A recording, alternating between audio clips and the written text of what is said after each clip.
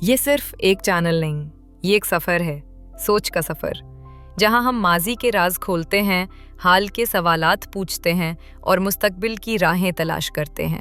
آئیے سچ کو پہچاننے اور سمجھنے کا یہ سفر ساتھ طے کریں۔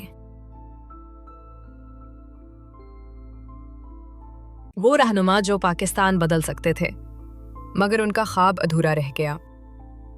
پاکستان، ایک ایسا ملک جو عظیم خواب کے ساتھ بنا تھا، ایک ایسا خواب جس میں انصاف، برابری، ایمان، اتحاد اور تنظیم کی روشن کرنے تھیں۔ لیکن سوال یہ ہے کہ کیا وہ خواب پورا ہو سکا یا ہمیں راستے میں ہی کہیں دھکا دے کر روک دیا گیا؟ آج کی اس ویڈیو میں ہم ان رہنماؤں کی بات کریں گے جو پاکستان بدل سکتے تھے، لیکن ان کا سفر، ان کا ویژن اور ان کا خواب ادھورا رہ گیا۔ اگر آپ بھی سمجھنا چاہتے ہیں کہ پاکستان آج یہاں تک کیسے پہنچا تو آخر تک ضرور دیکھیے گا۔ تو چلیں اس سچائی کے سفر کا آغاز کرتے ہیں پہلے رہنما کے ساتھ، پاکستان کے پہلے وزیر اعظم خان لیاقت علی خان۔ لیاقت علی خان، ایماندار لیڈر جو زیادہ دیر جینے نہیں دیا گیا۔ جب پاکستان 1947 میں بنا تو سب کچھ نیا تھا، نہ کوئی مضبوط حکومت، نہ تجربہ اور نہ ہی مستحکم نظام۔ پورا ملک ایک ایسے کیپٹن کی تلاش میں تھا جو سمت دکھا سکے۔ یہ کردار لیاقت علی خان نے نبھایا۔ سادگی، ایمانداری، اخلاص اور نظریہ، یہی ان کی پہچان تھی۔ انہوں نے ملک کو ایک آئینی راستہ دینے کی کوشش کی، خارجہ پالیسی میں پاکستان کا موقف مضبوط کیا اور امریکہ اور سوویت یونین کے درمیان ایک محتاط توازن رکھنے کی کوشش کی۔ لیکن طاقتور حلقوں کو شاید یہ پسند نہ آیا۔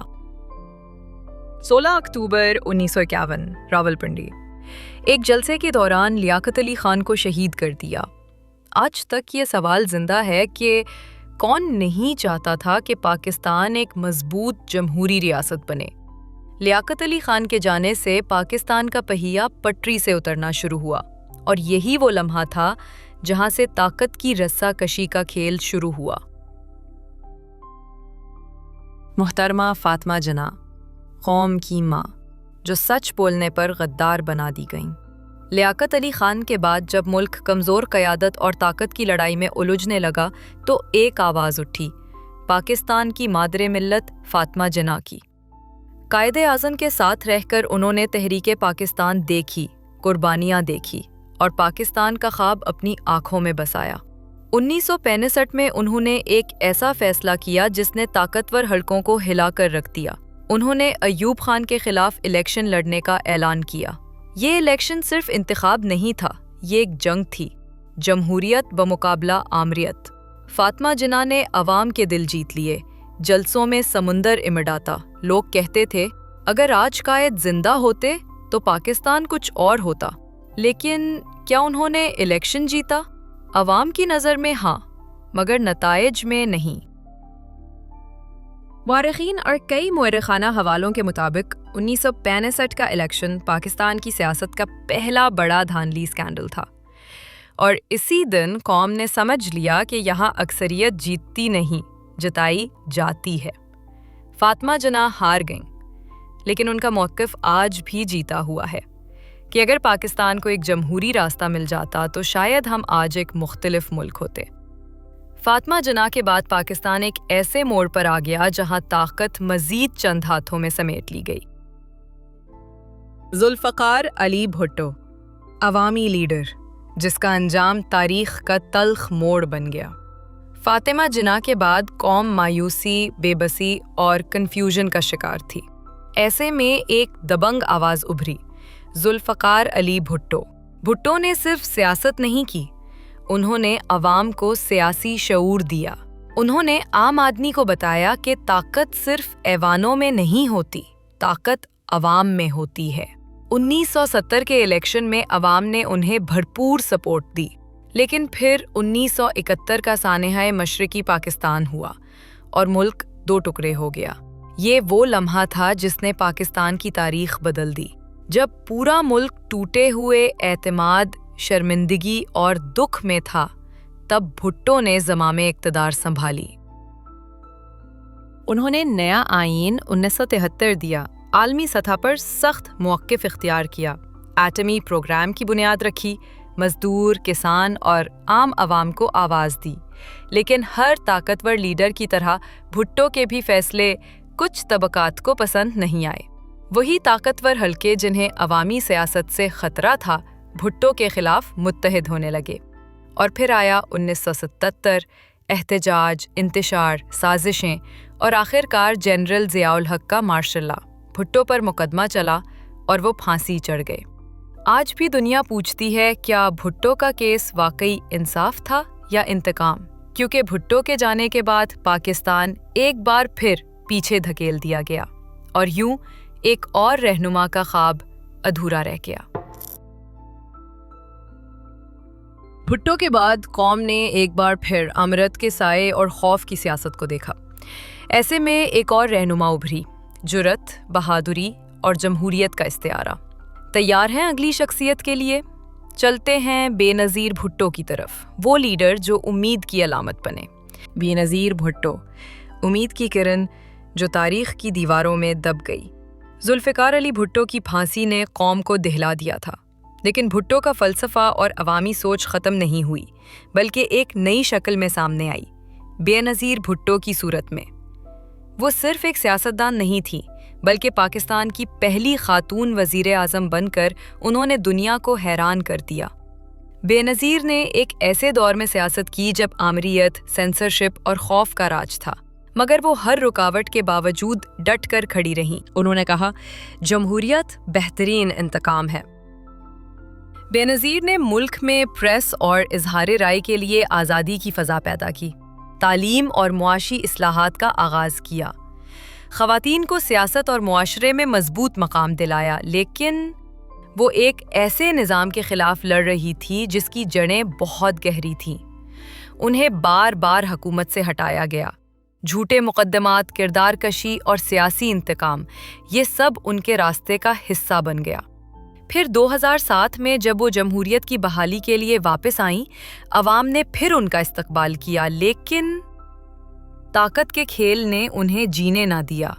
27 دسمبر 2007، راولپنڈی ایک دھماکہ، ایک حملہ، اور بے نظیر بھٹو شہید ہو گئیں۔ ان کے جانے کے بعد بھی پاکستان جمہوریت اور طاقت کے چکر میں پھنسا رہا، اور یوں ایک اور خواب تاریخ کے قبرستان میں دفن ہو گیا۔ نواز شریف، ترقی کا خواب جو بار بار توڑ دیا گیا۔ بھٹو اور بے نظیر کے بعد جب قوم ایک بار پھر استحکام کی تلاش میں تھی، تب ایک نیا نام ابھرا، نواز شریف۔ کاروباری پس منظر رکھنے والا یہ لیڈر سیاست میں آیا تو اس کے ساتھ ایک نیا نعرہ تھا، ترقی، تعمیر اور مضبوط معیشت۔ نواز شریف نے صنعت، موٹر ویز، بجلی کے منصوبے اور انفراسٹرکچر پر بھرپور توجہ دی۔ ان کے دور میں ملک میں میگا پروجیکٹس شروع ہوئے اور پہلی بار معاشی ترقی کے آثار نظر آنے لگے۔ لیکن جب بھی پاکستان ترقی کی طرف بڑھا، طاقت کے کھیل نے راستہ روک دیا۔ پہلا دور ختم ہوا، دوسرا دور مارشل لاء میں لپیٹ دیا گیا، اور جب تیسری بار اقتدار ملا، پھر ٹکراؤ شروع ہو گیا۔ کبھی عدلیہ، کبھی اسٹیبلشمنٹ اور کبھی سیاسی مخالفین، ہر طرف ایک ہی پیغام تھا، طاقت بانٹنے کی اجازت نہیں۔ نواز شریف کا نعرہ تھا، ووٹ کو عزت دو، لیکن حقیقت یہ رہی کہ پاکستان میں ووٹ کی نہیں، طاقت کی عزت ہوتی رہی۔ نواز شریف کے دور میں بھی جمہوریت کا پودا تناور درخت نہیں بن سکا، اور جب وہ نااہل ہوئے تو عوام کے دلوں میں ایک ہی سوال گونج رہا تھا، کیا پاکستان میں کبھی کوئی وزیر اعظم اپنی مدت پوری کر سکے گا؟ پاکستان کی تاریخ قربانیوں، خوابوں، امیدوں اور ادھورے سفر کی کہانی ہے۔ ہم نے ایسے رہنما دیکھے جو پاکستان بدل سکتے تھے، جو اس سرزمین کو علم، انصاف، ترقی اور خودداری کی مثال بنا سکتے تھے، لیکن ہر بار طاقت کے کھیل، انا کی جنگ اور مفاد کی سیاست نے قوم کو اس راستے سے ہٹا دیا جس پر چل کر ہم دنیا کے سامنے سربلند کھڑے ہو سکتے تھے۔ آج سب سے بڑا سوال یہ نہیں کہ قصور کس کا تھا، اصل سوال یہ ہے کہ کیا ہم نے اپنی تاریخ سے کچھ سیکھا، کیونکہ تاریخ صرف ماضی نہیں ہوتی، وہ آئینہ بھی ہوتی ہے جو ہمیں بتاتی ہے کہ ہم کہاں غلط ہوئے اور کہاں راستہ بدلنے کی ضرورت تھی۔ اگر ہم یہی غلطیاں دہراتے رہیں تو آنے والی نسلیں بھی یہی سوال پوچھیں گی۔ پاکستان ایک خواب تھا، کیا وہ کبھی حقیقت بن سکا؟ مگر کہانی ابھی ختم نہیں ہوئی۔ پاکستان آج بھی ان لوگوں کو تلاش کر رہا ہے جو سچ بولنے کا حوصلہ رکھیں، جو اختلاف برداشت کریں، جو قوم کو جوڑنے کی طاقت رکھتے ہوں اور جو ذاتی فائدے سے پہلے پاکستان کا سوچیں۔ شاید وہ رہنما ابھی پیدا نہیں ہوا، یا شاید وہ ہم میں سے ہی کوئی ہے جو سچ کو پہچاننے، قبول کرنے اور کہنے کی ہمت کرے گا۔ اصل تبدیلی اسی دن آئے گی جب ہم شخصیتوں کی نہیں، نظام کی اصلاح مانگیں گے، جب ہم سوال کرنا سیکھیں گے اور جب ہم کس نے حکومت کی کے بجائے یہ پوچھیں گے کہ کس نے ملک کے لیے کام کیا۔ پاکستان کا خواب ادھورا ضرور ہے، مگر ختم نہیں ہوا۔ اگر آپ میں یہ حوصلہ ہے کہ حقیقت کو سمجھیں، سچ کا ساتھ دیں اور نئی سوچ کے ساتھ آگے بڑھیں، تو یہ سفر ابھی شروع ہوا ہے۔ آئیے، سچ کو پہچاننے اور سمجھنے کا یہ سفر ساتھ طے کریں۔ اگر آپ کو ہماری ویڈیوز پسند ہیں اور آپ سوچ کے اس سفر میں ہمارے ساتھ چلنا چاہتے ہیں تو براہ کرم ہمارے چینل کو لائک، شیئر اور سبسکرائب کریں۔ شکریہ۔